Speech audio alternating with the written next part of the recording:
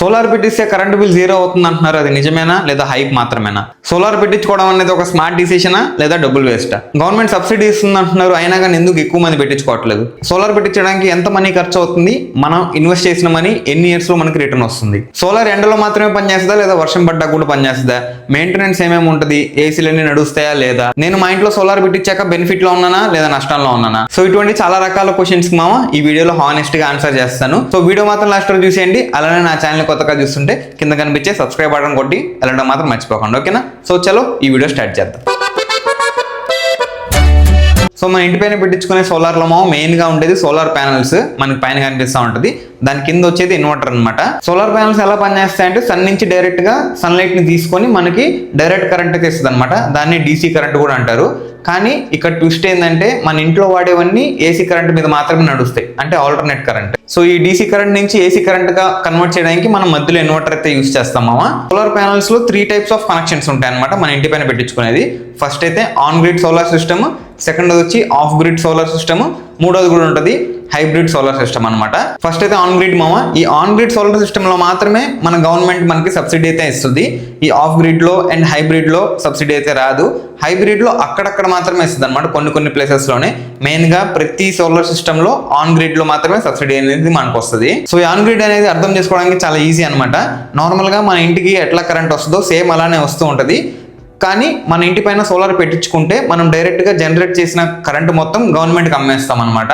So దానికని ఒక separate గా నెట్ మీటర్ అని ఒకటి వస్తుంది. నార్మల్ గా మనం గవర్నమెంట్ నుంచి కరెంట్ వచ్చేది అది మనం తీసుకుంటూనే ఉంటాము. ఎక్స్ట్రాగా మనం సోలార్ పెట్టించుకుంటాం కదా, అది జనరేట్ చేసే పవర్ మనం గవర్నమెంట్కి అమ్మేస్తాం అనమాట ఒక సర్టెన్ అమౌంట్కి. సో ఒకవేళ మనకి గవర్నమెంట్ నుంచి వచ్చే పవర్ సప్లై కానీ కట్ అయ్యిందంటే, కరెంటు పోయిందంటే సోలార్ మనకి ఏం బ్యాకప్ ఇవ్వదు. సో ఒకవేళ కరెంటు పోయినట్టే సోలార్ కూడా ఆఫ్ అయిపోద్ది అనమాట. సో దాన్ని సింపుల్ గా ఆన్ గ్రిడ్ అంటారు. గవర్నమెంట్ దీనికి మాత్రమే సబ్సిడీ ఇస్తుంది. సో సెకండ్ టైప్ వచ్చి ఆఫ్ గ్రిడ్ అనమాట. దీనికి మన గవర్నమెంట్ అయితే సబ్సిడీ అసలు ఇవ్వదు, జీరో సబ్సిడీ ఉంటుంది దీనికి. సో ఈ ఆఫ్ గ్రిడ్ కి అండ్ ఆన్ గ్రిడ్ కి తేడా ఏంటంటే ఆఫ్ గ్రిడ్ లో మనం బ్యాటరీస్ ఉంటాయి అనమాట. అంటే మన సోలార్ నుంచి జనరేట్ చేసిన పవర్ గవర్నమెంట్కి అయితే సప్లై చేయమన్నమాట. డైరెక్ట్గా మన ఇంట్లో ఒక బ్యాటరీస్ పెట్టుకుంటాము, ఆ బ్యాటరీస్లోనే స్టోర్ అవుతూ ఉంటుంది. ఇన్ కేస్ మన ఇంట్లో కరెంట్ పోతే ఆ బ్యాటరీస్ నుంచి మనం కరెంట్ యూజ్ చేసుకోవచ్చు అనమాట. సో ఇది మెయిన్గా రిమోట్ ఏరియాస్లో ఎక్కువ కరెంట్ పోయే ఏరియాస్ ఉంటాయి కదా, విలేజెస్, పల్లెటూరులో, వాళ్ళకి చాలా యూజ్ అవుతుంది అనమాట ఆఫ్ గ్రిడ్ అనేది. సో ఒకవేళ కరెంట్ పోయినా కానీ మన స్టోరేజ్ చేసి ఉంటాం కదా బ్యాటరీస్లో, దాని నుంచి మనం పవర్ సప్లై యూజ్ చేసుకోవచ్చు అనమాట. అది ఆఫ్ గ్రిడ్. మూడోది వచ్చేసి హైబ్రిడ్ సిస్టమ్ అనమాట. దీంట్లో ఆఫ్ గ్రిడ్ ఉంటుంది, ఆన్ గ్రిడ్ ఉంటుంది. అంటే బ్యాటరీస్ ఉంటుంది, అలానే బ్యాటరీస్ కూడా మిగిలిపోయిన కరెంట్ అంతా మనం గవర్నమెంట్కి సప్లై చేస్తూ ఉంటాము. ఇది వచ్చి కొంచెం కాస్ట్ ఎక్కువ మంది పెట్టించుకోరు. ఎక్కువ మంది పెట్టించుకుంటే ఆన్ గ్రిడ్ పెట్టించుకుంటారు లేదా ఆఫ్ గ్రిడ్ పెట్టించుకుంటారు. రిమోట్ ఏరియాస్, విలేజెస్ లో ఉంటే మన అవసరాన్ని బట్టి, మనం ఉండే ఏరియాని బట్టి అండ్ మన బడ్జెట్ ని బట్టి మనం అయితే ఏ సోలార్ సిస్టమ్ పెట్టించుకోవాలనేది డిసైడ్ అవ్వాలన్నమాట. సోలార్ కెపాసిటీ మనం ఎంత పెట్టుకోవాలనేది కొంచెం ఇంపార్టెంట్ అయిన విషయం అనమాట. సో మన ఇంట్లో కరెంట్ బిల్ ఒక 800 నుంచి 1000 రూపాయల వరకు వస్తుంటే మనకు ఒక 1 కిలోవాట్ సోలార్ సిస్టమ్ అయితే మోర్ దెన్ ఎనఫ్. అదైతే మనకి చాలా బాగా సరిపోద్ది. లేదా మనం ఒక 2000 నుంచి 5000 లోపు కడుతూ ఉంటే మనకి 3 కిలోవాట్ అయితే సరిపోద్ది అనమాట. మాక్సిమం చాలా మంది 3 కిలోవాటే పెట్టించుకుంటుంటారు. సో ఇది మన నెలకు వచ్చే కరెంట్ బిల్ మీద బేస్ అయి ఉంటుంది అనమాట. సో అందుకని మనం ఎవరి దగ్గర వెళ్ళి అడిగినా కానీ ఫస్ట్ కరెంట్ బిల్ అయితే వాళ్ళు పెట్టించుకుంటారు అనమాట. సో దాంట్లో మీరు ఎన్ని యూనిట్స్ కాలుస్తున్నారు ఒక నెలకి, సో దానికి తగ్గట్టుగా వాళ్ళు కిలోవాట్ అనేది డిసైడ్ చేసి మీకు సజెస్ట్ చేస్తారు. సో గవర్నమెంట్ సబ్సిడీ విషయానికి వస్తేమో మాక్సిమం ఒక 50,000 నుంచి 78,000 లేదా 80,000 వరకు సబ్సిడీ వస్తుంది. అది మనం పెట్టించుకునే కిలోవాట్ మీద డిపెండ్ అయి ఉంటుంది అనమాట. ఇదైతే ఒక 15 to 20 డేస్ ఇన్స్టాల్ చేసిన తర్వాత డైరెక్ట్ గా బ్యాంక్ అకౌంట్ లో క్రెడిట్ అయిపోద్ది. పెట్టిన ఇన్వెస్ట్మెంట్ ఎన్ని సంవత్సరాల్లో రికవర్ అవుద్ది అనేది కూడా మెయిన్ క్వశ్చన్ దీనికి ఆన్సర్ వచ్చి మాక్సిమం ఒక 5 years అయితే పట్టుద్ది అనమాట మనం పెట్టిన అమౌంట్ రికవర్ అవడానికి. 5 years తర్వాత మనకు వచ్చేదంతా ప్రాఫిట్ అనమాట. సో మన సోలార్ ప్యానల్స్ వచ్చి 25 years నుంచి 30 years వరకు వారంటీ ఉంటుంది. 30 years తర్వాత అసలు జనరేట్ చేయదు, చెడిపోద్ది అని కాదు, కొంచెం తక్కువగా జనరేట్ చేస్తుంది అనమాట పవర్ అయితే. అండ్ మన ఇంట్లో కానీ 24 hours ఏసీ కానీ ఆన్లోనే ఉంటే మనకి సోలార్ ఉన్నా కానీ మన కరెంట్ బిల్ కట్టుకోవాల్సి ఉంటుంది. మన పాకెట్లో నుంచి మనీ గవర్నమెంట్ కట్టాల్సి ఉంటుంది. ఒకవేళ మనకి ఎక్కువ రిక్వైర్మెంట్ ఉంది, ఎక్కువ ఏసీలు ఉన్నాయి, అది 24 hours ఆన్లోనే ఉంటుంది అనుకుంటే ఎక్కువ కిలోవాట్ అయితే పెట్టుకోవాల్సి ఉంటుంది. 3 కిలోవాట్ అయితే అసలు సరిపోదు. మినిమం ఒక 10 to 15 కిలోవాట్ అయితే సింపుల్ గా పెట్టుకోవాలన్నమాట ఎక్కువ అవసరం ఉంటే. సో సింపుల్ గా చెప్పాలంటే గవర్నమెంట్ నుంచి మనం సప్లై తీసుకుంటూ ఉంటాము, గవర్నమెంట్ నుంచి వచ్చే కరెంటే మనం యూస్ చేసుకుంటాం అనమాట. సో అది వచ్చి ఒక 300 యూనిట్స్ మనం వాడామనుకోండి ఒక నెలకి, మన సోలార్ వచ్చి ఒక 450 యూనిట్స్ జనరేట్ చేసింది అనుకోండి. 450 యూనిట్స్ మైనస్ మనం వాడిన 300 యూనిట్స్ మైనస్ చేస్తే ఎంత వచ్చింది? 150 యూనిట్స్ అయితే వచ్చింది కదా. సో ఈ 150 యూనిట్స్ మనం గవర్నమెంట్ కి ఎక్స్ట్రా ఇచ్చేసామన్నమాట.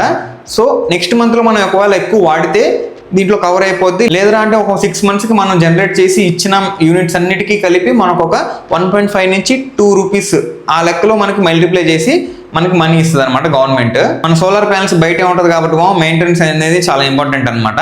సోలార్ ప్యానల్స్ మీద మెయిన్గా డస్ట్ పడుతూ ఉంటుంది, అవి అయితే క్లీన్ చేసుకుంటూ ఉండాలి.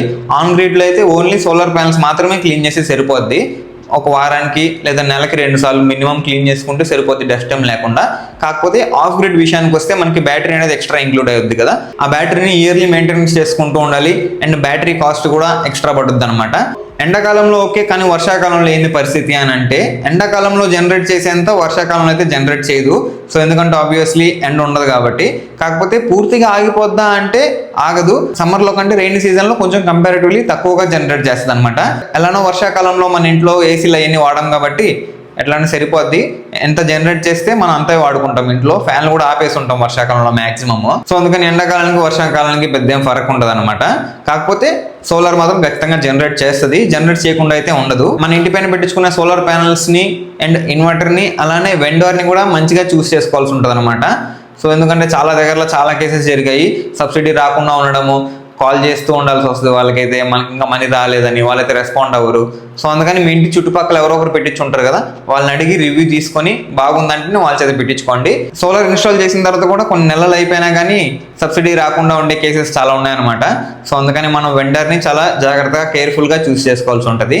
సో దీంతో పాటు ఇంపార్టెంట్ అయినవి సోలార్ మోడ్యూల్ కంపెనీ అలానే ఇన్వర్టర్ కంపెనీ కూడా అనమాట. సో మీరు మంచిగా రీసెర్చ్ చేసి ఏ మోడ్యూల్ కంపెనీ మంచిదో ఏ ఇన్వర్టర్ కంపెనీ మంచిదో కరెక్ట్గా చూస్ చేసుకొని ఇన్స్టాల్ చేయించుకోండి మీ ఇన్స్టాలర్తో లేదా వెండర్తో చెప్పి. సో ఈ సోలార్ పెట్టించుకోవడం వల్ల అడ్వాంటేజ్ ఉందా లేదా డిసడ్వాంటేజ్ ఉందా అని అడిగితే నేనైతే 2 ఉందని చెప్తాను.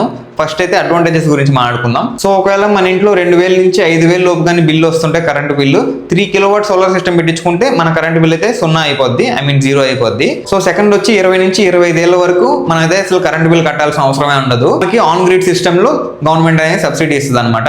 అండ్ మెయిన్ లాస్ట్ అడ్వాంటేజ్ వచ్చి రిమోట్ ఏరియాస్ విలేజెస్ లో ఉన్న వాళ్ళకి ఆఫ్ గ్రిడ్ సిస్టమ్ వల్ల చాలా యూజ్ ఉంటుంది అనమాట. కరెంట్ పోయినా కానీ ఇబ్బంది లేకుండా బ్యాటరీ బ్యాకప్ అయితే వాళ్ళకి సోలార్ నుంచి కంటిన్యూస్ గా వస్తూనే ఉంటుంది. సో అది రిమోట్ ఏరియా వాళ్ళకి చాలా అడ్వాంటేజ్. డిసడ్వాంటేజెస్ విషయానికి వస్తేమో ఫస్ట్ అయితే మనం ఎక్కువ అమౌంట్ పెట్టి సోలార్ అనేది ఇన్స్టాల్ చేసుకోవాల్సి ఉంటుంది అనమాట. కాకపోతే కొన్ని బ్యాంక్స్ అండ్ ఆల్సో వెండర్స్ కూడా మనకి బ్యాంక్ నుంచి డైరెక్ట్ గా లోన్ అనేది అప్రూవ్ చేసి ఇస్తారు. ఒక 10 to 15 years మనం ఒక 2,000 to 3,000 అట్లా కట్టుకుంటూ ఉంటే మన లోన్ కూడా క్లియర్ అయిపోతుంది ఒక 10 to 15 years లో. అండ్ సెకండ్ డిసడ్వాంటేజ్ వచ్చి ఆన్ గ్రిడ్ లో మనకి కరెంట్ కానీ పోతే మనకి బ్యాటరీ బ్యాకప్ అనేది ఉండదు. ఒకవేళ మన ఇంట్లో సపరేట్ గా ఇన్వర్టర్ గాని ఉంటే, నార్మల్ గా మనం ఇంట్లో పెట్టించుకుంటాం కదా ఇన్వర్టర్, సో అది కానీ ఉంటే మనకి బ్యాటరీ బ్యాకప్ ఉంటుంది. సోలార్ నుంచి మాత్రం మనకి ఆన్ గ్రిడ్ లో బ్యాటరీ బ్యాకప్ అనేది ఉండదు. అండ్ ఆఫ్ గ్రిడ్ విషయానికి వస్తే మనకి సబ్సిడీ ఉండదు, అలానే బ్యాటరీ మెయింటెనెన్స్ కూడా ఉంటుంది అనమాట ఎక్స్ట్రాగా. అండ్ మెయిన్ గా మన ఇంటి పైన సోలార్ పెట్టిస్తాం కాబట్టి ఇంటి పైన స్పేస్ అంతా చాలా ఉండాలి. ఒకవేళ స్పేస్ మనకి అంత అవసరం ఉంటే ఎక్కువ స్పేస్ కూడా కవర్ చేస్తుంది అనమాట. అది మెయిన్ డిసడ్వాంటేజెస్. మన సోలార్ నుంచి జనరేట్ చేసే పవర్ సరిపోక మనం గవర్నమెంట్ నుంచి కానీ తీసుకుంటామా ఒక యూనిట్కి మనం 8 రూపీస్ అట్లా అనేది పే చేయాల్సి ఉంటుంది. అదే కానీ మన సోలార్ ఎక్కువ జనరేట్ చేసి గవర్నమెంట్కి సప్లై చేస్తూ సెల్ చేస్తూ ఉంటే గవర్నమెంట్ వాళ్ళు మనకి ఒక 1.5 రూపీస్ నుంచి 2 రూపీస్ మాత్రమే ఇస్తారనమాట. మెయిన్ గా కన్సిడర్ చేస్తే అడ్వాంటేజెస్ బాగున్నాయి అనమాట డిసడ్వాంటేజెస్ తో పోలిస్తే. సో నేనైతే మీ ఇంటి పైన స్పేస్ ఉండి మీకు ఖచ్చితంగా రిక్వైర్మెంట్ అయితే సోలార్ పెట్టించుకోమని సజెస్ట్ చేస్తాను. సో దీనికి మించి మీకు ఏమైనా డౌట్స్ ఉంటేమో ఖచ్చితంగా ఈ వీడియో కింద కమెంట్ చేయండి, దానికి అన్నిటికీ ఆన్సర్ చేయడానికి ట్రై చేస్తాను. సో మాక్సిమం అన్ని బేసిక్ క్వశ్చన్స్ అన్ని క్లియర్ చేసి అనుకుంటున్నాను.